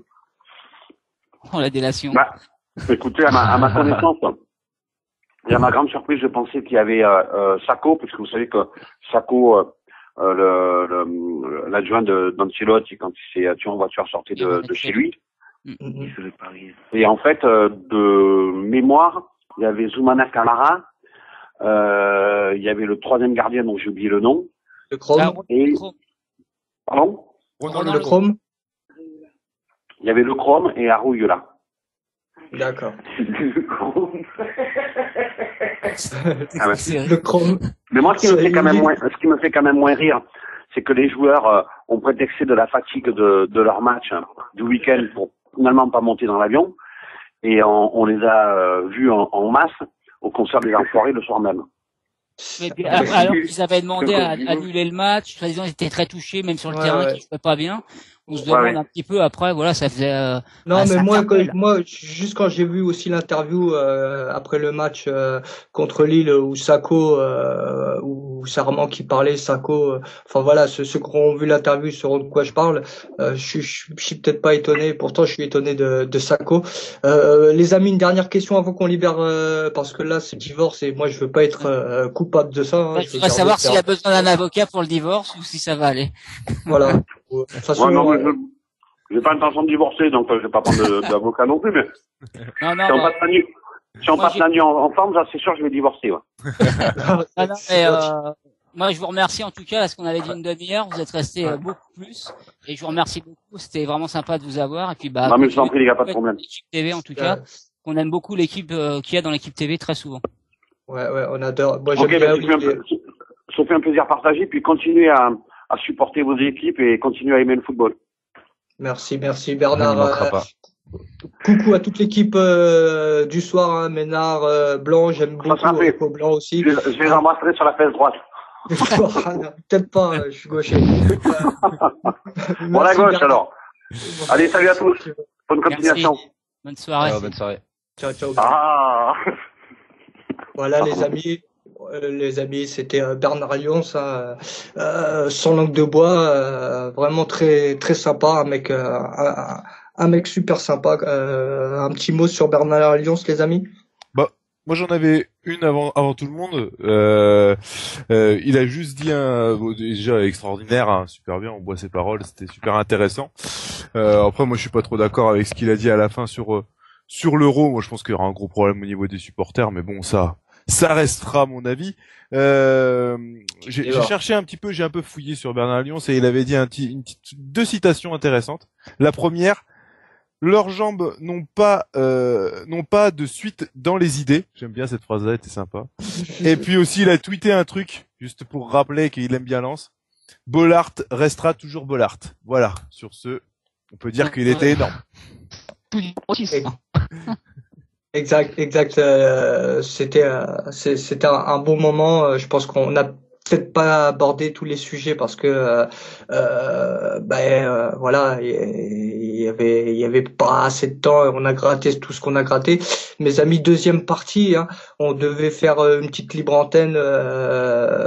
Bien sûr, ceux qui veulent réagir par rapport au ce communiqué, ouais. S'il faut me permettre, parce que sur le chat, certaines personnes n'appréciaient pas trop ce qu'il disait, même si c'était sans langue de bois. Nous aussi, il y a quelques trucs où on a vu, par exemple sur le Parc des Princes, on n'avait pas les mêmes idées, donc on voyait un peu un peu la différence de vision entre nous et puis la vision qu'ils ont de journalistes. C'est vrai que c'est normal qu'ils aient pas la même vision, mais je pense que c'était sympa parce qu'il y avait pas vraiment de langue de bois et puis chacun exprimait ses idées. Et puis voilà, hein, on reçoit pas tout le temps des gens qui pensent comme nous et ça permet d'avoir des débats. Ouais, voilà, et on peut pas toujours être tous d'accord les uns les autres, sinon la vie serait trop belle. Hein. Non, bien sûr, on n'est pas au Parc des Princes. Hein. Donc, mes amis, on devait faire une libre antenne. Un bon type, ce mec, un bon type. Ouais, franchement super. Une libre antenne, hein, bien sûr, sur ce communiqué qui circule sur Facebook, les amis. Hein, une personne qui, hop, un moment de lucidité, une idée comme Einstein. Et puis voilà, ça circule un petit peu. Pourquoi ne pas revenir faire des manifestations ou supporter l'équipe, chacun de son côté. Donc je me suis un peu renseigné, hein, comme tout le monde. Déjà petit 1, infaisable parce que toute manifestation sur la voie publique non déclarée est interdite. Donc déjà comme ça l'histoire elle est réglée. Mais dans l'optique, on voit que les amis, qu'il y a une certaine lassitude, des gens commencent à sortir de leur gonds. Ça va péter ou pas? Tu poses la question à qui? Non, mais moi justement, c'est moi qui ai posté l'article l'autre fois, parce que franchement, il y en a plein qui m'ont posé des questions. Qu'est-ce que j'en pensais? Moi, franchement, je suis perplexe et j'arrive pas à me faire une idée là-dessus. Déjà, je ne sais pas de qui ça vient de trop, parce que bon, j'aime bien en savoir. Je sais pas, bon, c'est peut-être bête ce que je veux dire, mais savoir de qui ça vient, si ça vient de personnes vraiment historiques ou d'anciens. Bon, il s'avère que c'est un supporter. Bon, ça peut être un supporter de base et avoir des bonnes idées, et ça me laisse perplexe. Et puis, malheureusement, on voit déjà qu'en déplacement, t'as du mal des fois à être 100 ou 200. Donc ce que disait cette personne, c'est d'être le plus possible au parc. Alors déjà, c'est vrai, c'est quelqu'un qui avait dit ça sur la page Facebook. Plus tu viens maintenant au Parc des Princes, c'est difficile d'aller devant le stade, contrairement à Furiani. Et donc ça va pas être évident à mon avis de faire ça. Déjà, tu seras loin du Parc des Princes et on sait que LPA avait fait ça pour PSG Saint-Etienne et ils avaient arrêté 250 personnes, il me semble. Donc ça paraît dur de faire ça. Voilà. Donc si des gens veulent réagir par rapport à ça, vous faites le 09 70 44 93 07 et vous nous donnez votre avis. Si quelqu'un a aussi une idée, hein, pareil, qui va nous la dire directement à l'antenne. Pour ou contre. Voilà, pour ou contre. On n'est pas contre. Ça nous interpelle. On ne sait pas trop si c'est possible de le faire. Voilà. Maintenant, on sait que c'est pas possible, mais bon, voilà, c'était une question de l'idée de tout ça. Est-ce que les gens commencent à un petit peu en avoir marre et tout ça, on pouvait en parler. Mais nous avons avec nous un autre invité, je crois, Chris. Tout à fait. Aurélien Strasbourgeois, il est avec nous normalement. Ah ouais, je suis là. Ah, désolé Aurélien pour l'attente, hein, mais nous avions Bernard Lyons et voilà ce petit mot aussi sur ce communiqué. Bonsoir à toi Aurélien, bienvenue dans l'émission de la libre expression. Salut, merci. Donc est-ce que excuse-moi après Christian enchaînera, tu es strasbourgeois, tu es un supporter de Strasbourg? Bah évidemment. Et de quel groupe? Les Ultras, les UB90. D'accord. Chris, si tu veux reprendre la main avec ton invité. Ça marche. Salut Aurélien. Écoute, j'aimerais que tu nous parles un petit peu de Strasbourg. Là, ça fait combien de temps que t'es ultra, toi, avec le Racing? Depuis la saison 2001-2002. Ah, et t'es juste carté ou t'es membre du bureau ou t'es juste carté ou sympathisant? Je suis carté depuis l'année dernière, comme j'étais IDS, depuis je suis plus carté. Ok. Ah, pourquoi t'as été IDS? On devait pas en parler, Chris, enfoiré. Ah, il m'a pas prévenu. J'ai pas prévenu. Ça s'appelle le direct. Non, c'est à cause des incidents qu'il y a eu l'année dernière à l'Azim, en fait. D'accord. Ok. Continue, Chris. D'accord. Donc, t'as connu la saison du Racing, les saisons du Racing en UEFA et jusqu'en CFA. Donc, comment t'as vécu toi en tant que supporter la enfers, en fait. Très très mal, hein. Franchement. Mais bon, après voilà, on est supporter, peu importe la division, comme dit. Hein. Ouais, d'ailleurs, je tenais quand même à dire bravo parce que j'ai quelques Strasbourgeois que je suis sur Facebook et je crois que j'ai vu que vous étiez vous seriez en Ligue 2, vous seriez même peut-être dans les meilleures affluences de Ligue 2, il me semble. C'est la 28e meilleure affluence de France. Oui, voilà, donc c'est franchement c'est beau au niveau que vous êtes. Bravo. Et déjà, ça prouve d'avoir des bons supporters comme ça, même à ce niveau, ça fait plaisir. Bon, je pense que vous avez l'optique de remonter, mais oui. donc je voulais vous féliciter pour ça et je voulais savoir là parce qu'il me semble que Strasbourg descend, au camp des loges pour le match face au PSG. Oui. Je voulais savoir si tu allais y être et si vous allez être nombreux à y aller. C'est samedi, il me semble. Écoute, je crois qu'ils ont prévu de faire des bus. Moi, j'y vais pas, puisque voilà, j'y vais pas. Mais je crois qu'ils ont prévu de faire des bus, ouais. Il y a un bus UB et un bus KCB, donc ouais, je crois que c'est deux bus et je crois qu'il y a une ou deux voitures aussi.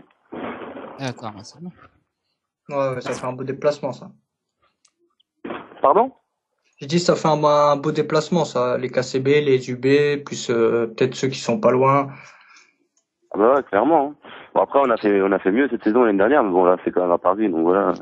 C'est un peu chaud, quoi. Malheureusement, le match devait avoir lieu il y a quelques semaines, ça a été annulé à cause de la neige. J'avais prévu. Ouais, justement, ouais. Et parce qu'il y a Daniel du COP Ciel et Blanc, tu te rappelles, Stan? Ah oui, notre ami Daniel. Hein, il a envoyé un message tout à l'heure si on pouvait venir samedi. Malheureusement, moi, ce samedi, je ne pourrais pas. Et c'est dommage parce que ça aurait été bien, parce que ça fait longtemps qu'on veut avoir des membres des UB90. Et t'es le premier qu'on a et c'est dommage parce que j'aurais pu aller faire des photos, des vidéos, mais c'est mal tombé. Et en tout cas, de toute façon, n'hésitez pas à nous envoyer des photos et des vidéos sur la page et puis on les retransmettra. Il n'y a pas de souci, c'est un plaisir. D'accord, pas de souci. Vas-y, Chris, reprends la main. De toute façon, que j'ai Chris en ami sur Facebook, je pense qu'il a dû les voir. Hein. Ouais, ça je les ai vus, il n'y a pas de souci. Là. Ça va alors. Et tu étais à Mulhouse par exemple parce qu'on sait qu'il y a un derby alsacien en CFA maintenant, c'est Strasbourg-Mulhouse, c'est un grand derby qu'on n'avait pas vu depuis je sais plus une quinzaine d'années, un truc comme ça, non? Non, j'ai pas pu y aller, il y avait plus de place en fait, mais je compte bien aller au match retour, hein, ça c'est sûr en tout cas. J'ai déjà prévu ma journée. Il paraît que c'était un peu chaud d'ailleurs. Pardon? C'était un peu chaud, il paraît. Ouais, c'était chaud, il y a eu des incidents pendant, avant, après. T'as été au courant? Ah ouais. Il y a eu des interpellations et tout. Allô? Dans votre division, à vous, où vous êtes maintenant, j'avais posé la question à Daniel, il me semble, on l'avait reçu il y a quand même presque un an. Et tu sens la répression un petit peu comme on voit en Ligue 1, voire en Ligue 2, ou vous êtes un petit peu plus tranquille, vous? Plus tranquille, ouais, quand même. Ouais, non, c'est même pas. Hein. Non, on n'est pas plus tranquille. Hein. Contre Grenoble à la Méno, c'est carrément les CRS qui nous ont fouillé, quoi. Ah.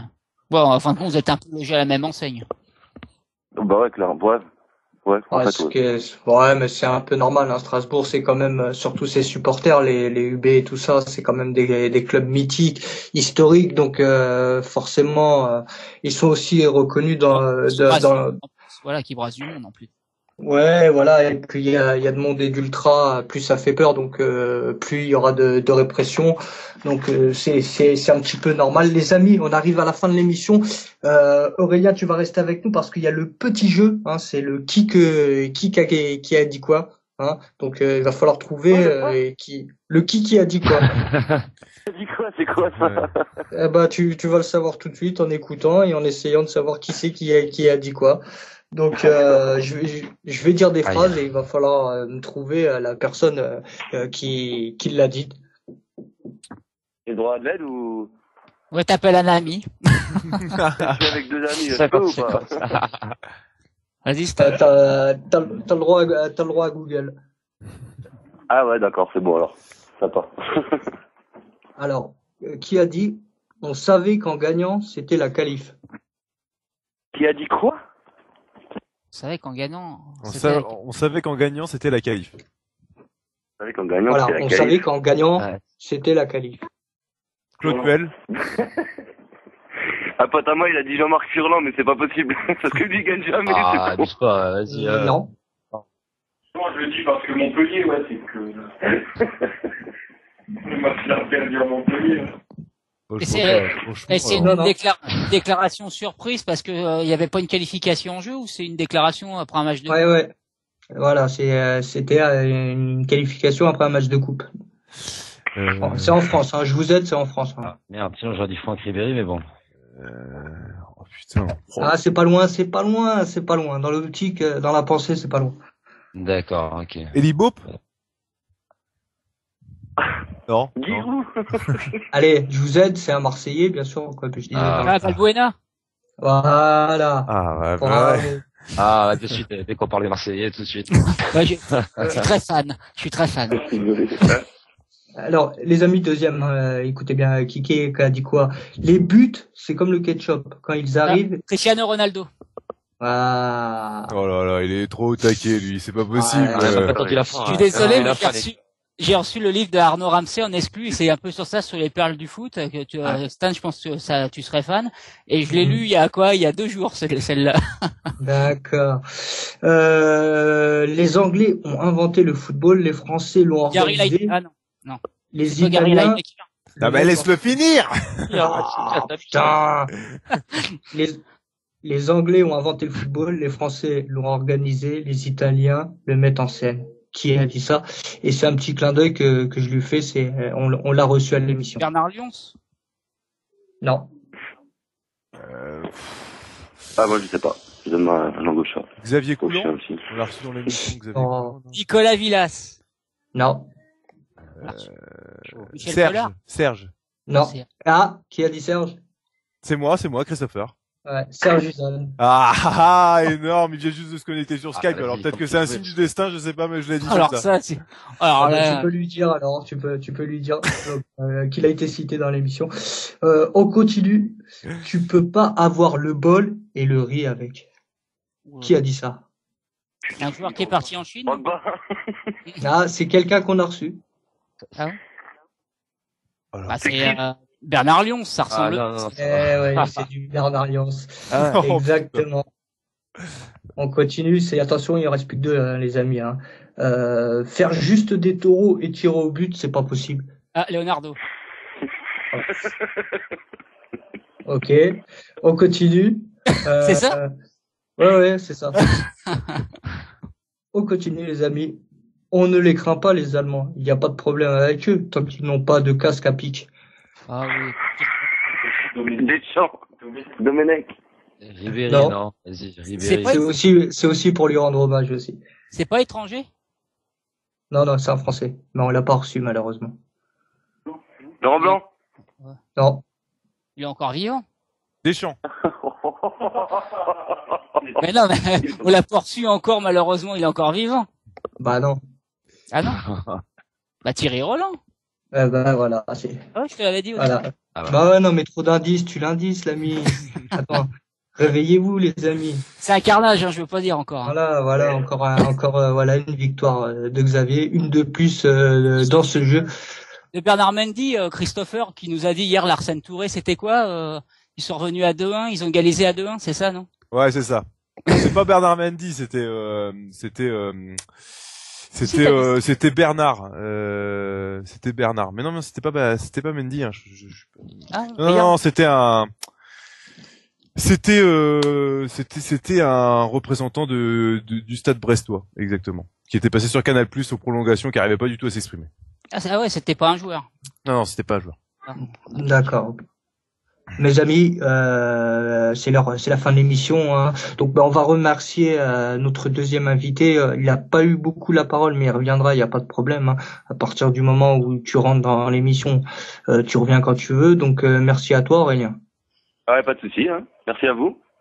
Passe le bonjour à Daniel des KCB si tu le connais, à tous ceux des UP90 et Glissler un petit mot qu'on aimerait bien recevoir un représentant du bureau. Donc ça, comme on dit, on fait une pierre de couilles. Je passerai le message, y a pas de souci. Ça c'est Stan qui a dit ça. Merci à toi. D'une pierre de couille, ça, j'aurais trouvé que c'était Stan tout de suite. Merci à toi, Aurélia. Merci à Chris Nissa, qui est bon, de plus en plus bon, je trouve. Non, je sais pas si je suis bon encore, mais bon, on essaie de faire ce qu'on peut, quoi. Bien. Dommage, il y avait ta connexion qui merdait un petit peu de temps en temps, sinon, t'étais très cagué, bon. Ouais, dommage ce petit bémol qu'on retiendra un peu en sinon ça a été parfait. Merci Xavier comme d'habitude et je crois qu'en plus tu es en mission vendredi. Ouais, je suis en mission, c'est ça, je vais faire du tourisme. Et oui, je voulais j'ai encore remercier Arnaud Ramsey qui a envoyé le livre et puis qu'on va recevoir bientôt, on va essayer de le recevoir à nouveau sur RTS et normalement le livre on le fera gagner dans un grand quiz que tu prépareras et puis je ne participerai pas et comme ça on prendra 2 ou 3 auditeurs et le meilleur on lui enverra le livre. Il le remercie à chaque émission, Xavier. Il remercie parce que c'est vraiment gentil de sa part et vraiment c'est qui nous l'envoie. Il a passé dans toutes les émissions, il m'a remercié à chaque fois, c'est énorme. J'ai décidé d'en faire don d'ici la fin du mois pour un quiz, donc tu vois que je suis généreux quand même. Et la semaine prochaine, Xavier offrira son slip et on le remerciera dans toutes les émissions. Voilà. Merci Christopher en off. Mais merci à toi Stan surtout pour cette belle émission mon ami Stan. Je te laisse la parole de la fin, des mots de la fin avec tes partenariats aussi. Mais oui, c'est ce que j'allais dire. Merci à tous, merci à tous ceux sur le chat. Je peux pas te citer tout le monde. Vous êtes très nombreux. Merci. On arrive aux 1300 fans. Vraiment, il y a peu de temps, peut-être un an en arrière, on n'y croyait pas trop. Donc, grâce à vous, on dure, on perdure et on commence à s'accrocher un petit peu sur le dos des autres. Donc, je vous remercie. Je remercie Médiaterranée. Je remercie notre ami François de Hauville Lumière. Je remercie la Grinta. Je remercie tout le monde. Je me remercie aussi à moi. Donc, passez tous une bonne soirée et à la semaine prochaine. Et à la semaine prochaine.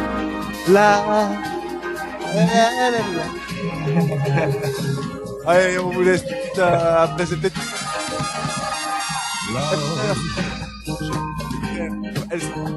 Exciting and new.